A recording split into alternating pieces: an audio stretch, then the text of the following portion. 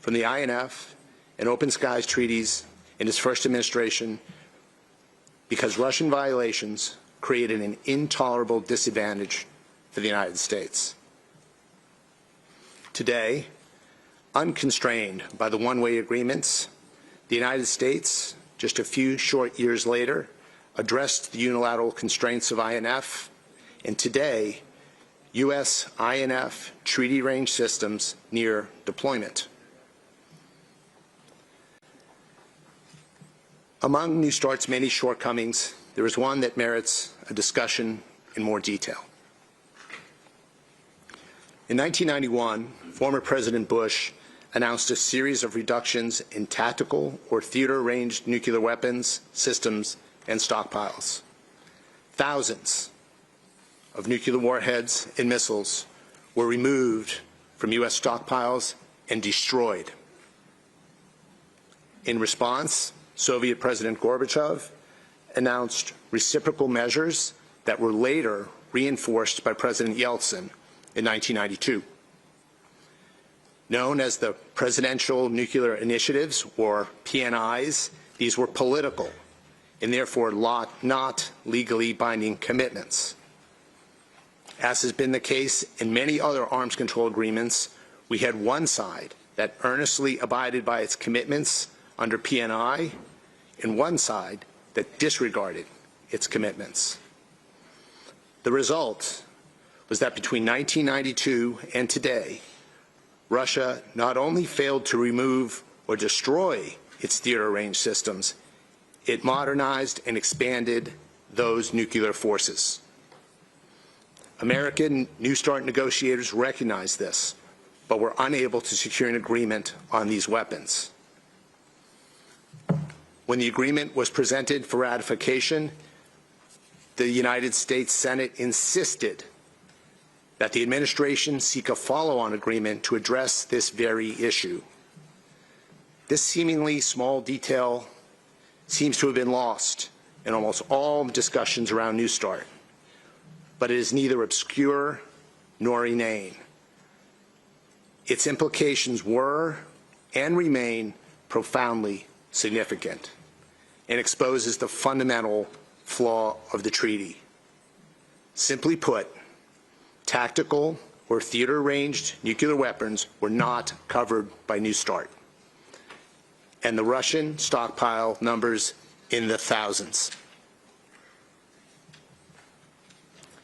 Successive U.S. administrations tried to address this issue, but failed to achieve the goal of bringing non-strategic nuclear weapons under the arms control umbrella.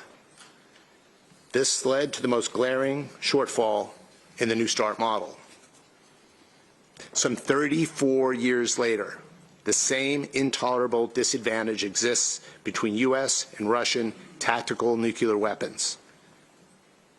Almost all of U.S. deployed nuclear forces were subject to New START, while only a fraction of Russia's much larger stockpile was. I should add that exactly 0 Chinese nuclear weapons were covered by New START. And as we sit here today, China's entire nuclear arsenal has no limits, no transparency, no declarations, and no controls.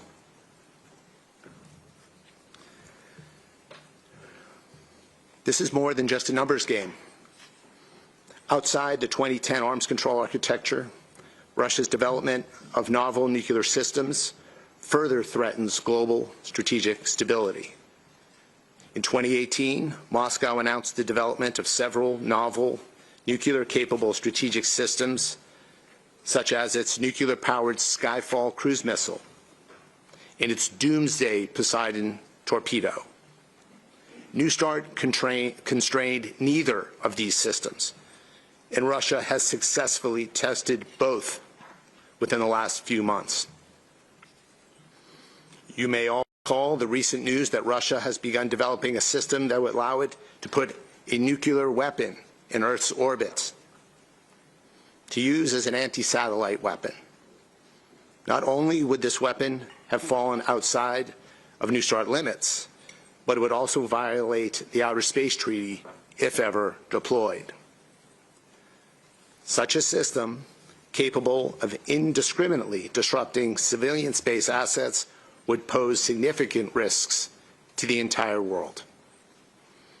And last but not least, where the P5 once shared a stance against the DPRK's nuclear weapons program, which is growing in size and sophistication, Moscow has now allied with Pyongyang and described its nuclear program as a, quote, closed issue, end quote.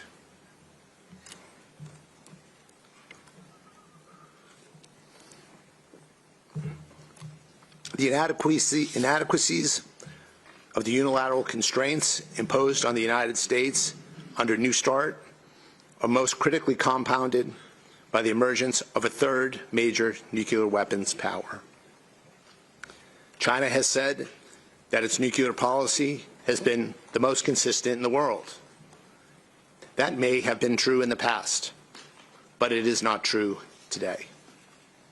In 2010, as the United States and Russia agreed to limits in its strategic arsenals to historic lows, Beijing had a relatively small nuclear arsenal consistent with its approach to deterrence since the earliest days of China's nuclear program.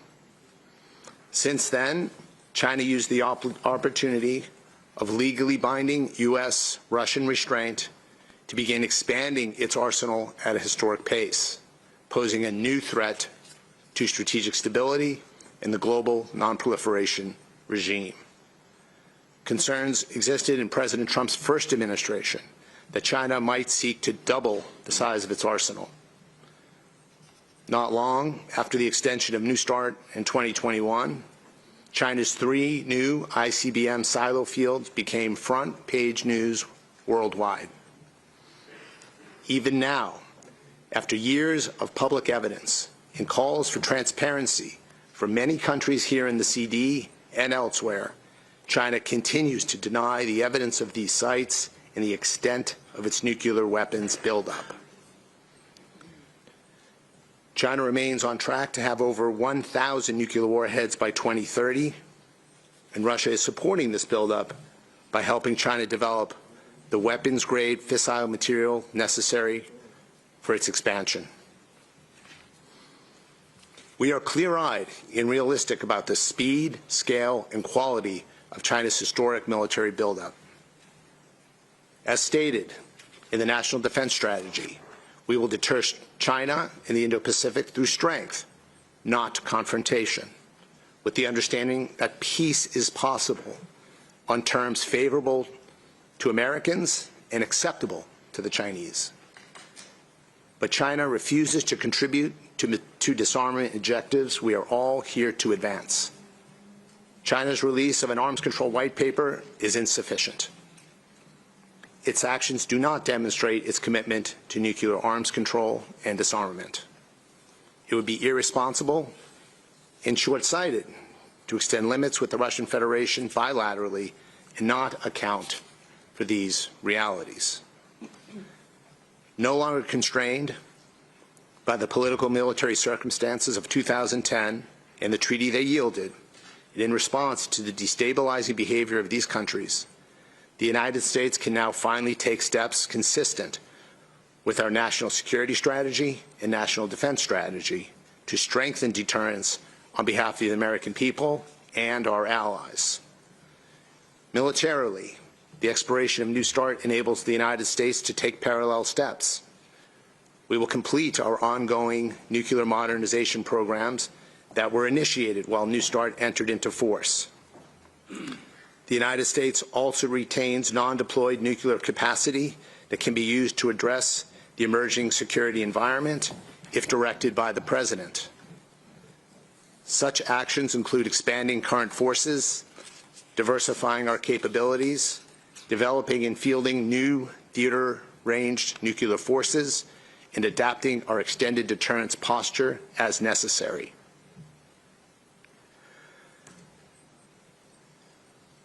I'd now like to address an issue where another disparity exists.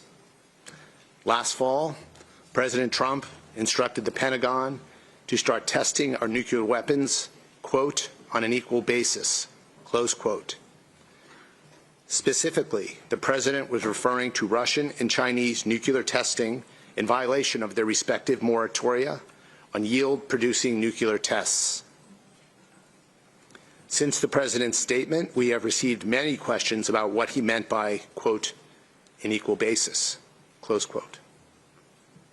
The annual U.S. compliance report has previously assessed that Russia has failed to maintain its testing moratorium by conducting supercritical nuclear weapons tests.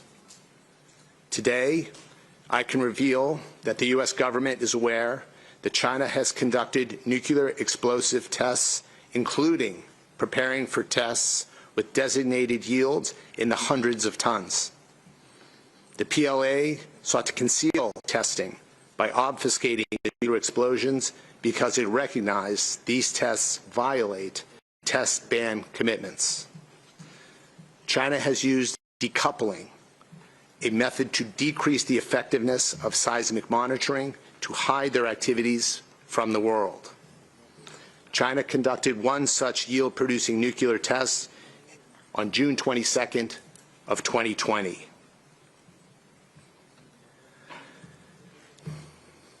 This confluence of factors, serial Russian violations, growth of worldwide stockpiles, and flaws in New START's design and implementation gives the United States a clear imperative to call for a new architecture that addresses the threats of today, not those of a bygone era.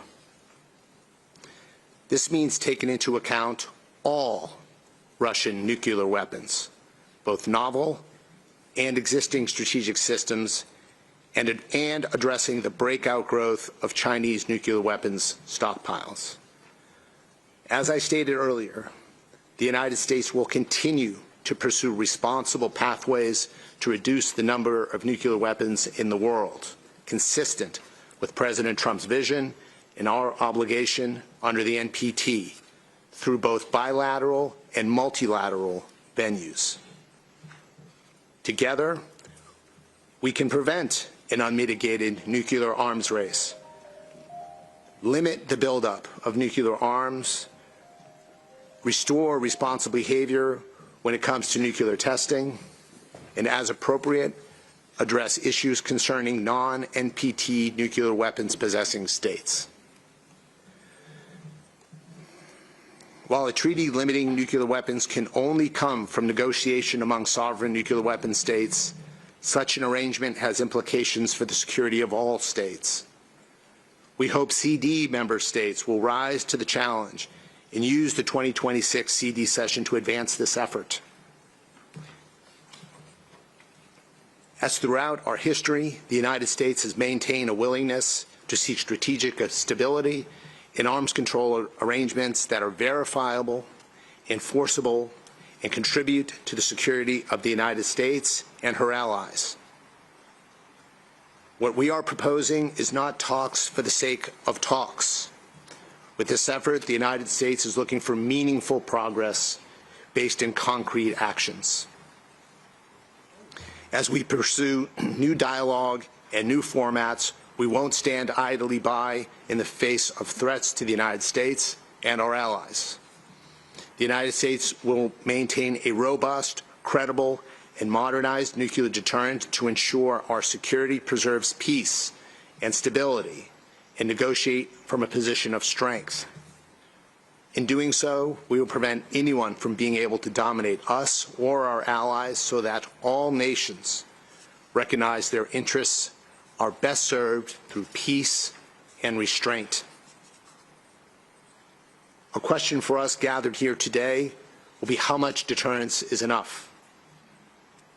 We believe that the answer to that question will depend in part on the success of upcoming multilateral strategic stability discussions.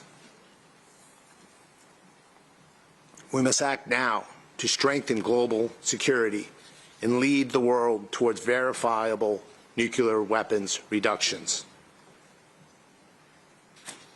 February 5th, 2026, indeed, marks the end of an era, the end of U.S. unilateral restraint. The next era of arms control can and should continue with clear focus, but it will require the participation of more than just Russia at the negotiating table. We cannot promise this process will be quick or easy. Achieving outcomes of value rarely are. But we remain committed to securing a strong outcome and will not accept one that falls short of our standards, nor will we stay silent on noncompliance.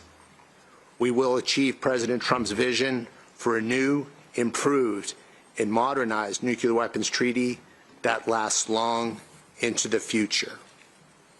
I yield back to the Charge. Thank you.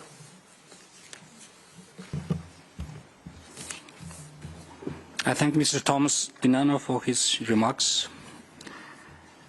I now open the floor to any delegations who wish to speak. Ambassador of the Russian Federation, you have the floor.